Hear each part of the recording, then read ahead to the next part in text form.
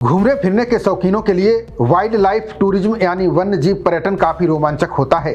इस यात्रा में जंगल सफारी, पक्षी और प्रकृति की तस्वीरें लेना शामिल है। यहाँ खुली गाड़ी या जीप में बैठकर शेर, बाघ या हाथी को देखने का अलग ही आनंद है। अगर आप भी इस खास पलों का आनंद उठाना चाहते हैं तो मध्य प्रदेश आपके लिए बेस्ट डेस्टिनेशन हो सकता है। मध्य प्रदेश हमेशा से वाइल्ड लाइफ टूरिज्म पर्यटकों के लिए खास रहा है। यहाँ पर्यटक न केवल जंगलों की सैर करते हैं बल्कि यहाँ की अद्भुत जैव विविधता से भी परिचित होते हैं। साथ ही यहाँ के घने जंगल, टाइगर रिजर्व, नदियाँ, घास के मैदान और तरह तरह के वन्यजीव से उन यात्रियों के लिए एक बेहतरीन जगह बनाते हैं जो सिर्फ जंगल सफारी ही नहीं बल्कि प्रकृति के साथ गहराई से जुड़ने का अनुभव भी चाहते हैं। मध्य प्रदेश को भारत का टाइगर स्टेट माना जाता है। यहाँ कान्हा, बांधवगढ़, पेंच, सतपुड़ा और पन्ना जैसी जगह वाइल्ड लाइफ सफारी के लिए अंतर्राष्ट्रीय स्तर पर मशहूर हैं। राज्य में टूरिज्म की सुविधाएं ऐसी हैं कि आप एडवेंचर के साथ साथ शांत जंगली माहौल में आरामदायक और बेहतरीन रहने की जगह का भी आनंद ले सकते हैं। बता दें कि जंगल सफारी आम घूमने फिरने से बहुत अलग है। इसका मकसद सिर्फ किसी खास स्मारक या आकर्षण तक पहुंचना नहीं बल्कि वन्य जीवों के प्राकृतिक आवास में जाना और जंगल को उसकी जीवंत अवस्था में देखना होता है। सूरज उगने से पहले सुबह सुबह की सफारी शुरू हो जाती है। इस समय जंगल ठंडा और शांत होता है। ऐसे समय में पक्षियों की आवाज़, हिरणों की चाल, झाड़ियों में हलचल और जंगल के रास्ते पर कभी कभी दिखने वाले जानवरों के पैरों के निशान एक तरह का रोमांच पैदा करते हैं। बाघ, तेंदुआ, स्लॉथ, बियर, जंगली कुत्ते को देखना एक यादगार अनुभव बन जाता है। आमतौर पर मध्य प्रदेश में कई महत्वपूर्ण वाइल्ड लाइफ डेस्टिनेशन हैं। बांधवगढ़ नेशनल पार्क खास तौर पर बाघों को देखने और पथरीली पहाड़ियों, जंगलों और घाटियों के शानदार मेल के लिए मशहूर हैं। कान्हा नेशनल पार्क में साल के जंगल, बांस, घास के मैदान और नदियों का शानदार नज़ारा दिखता है। यह जगह हार्ड ग्राउंड बारहसिंगा के संरक्षण के लिए बहुत महत्वपूर्ण मानी जाती है।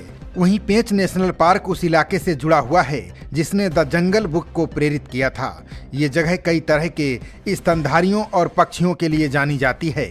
इसी तरह सतपुड़ा नेशनल पार्क ऊबड़ खाबड़ जमीन, घने जंगलों और प्रकृति के करीब जाने के मौकों के साथ कुछ अलग अनुभव देता है। पन्ना नेशनल पार्क में वाइल्ड लाइफ के साथ साथ खजुराहो इलाके की ऐतिहासिक और सांस्कृतिक जगहों को देखने का मौका भी मिलता है। वाइल्ड लाइफ डेस्टिनेशन के लिए मध्य प्रदेश आने का बड़ा फायदा ये है कि एक ही राज्य में कई तरह के अनुभव मिलते हैं। यात्री बांधवगढ़, कान्हा, पेंच को कवर करने वाला multi destination wild life circuit plan कर सकते हैं। इसके अलावा खजुराहो जैसी हेरिटेज जगहों की यात्रा अलग अनुभव प्रदान करेगी। अनुभव सिर्फ सफारी तक ही सीमित नहीं रहता।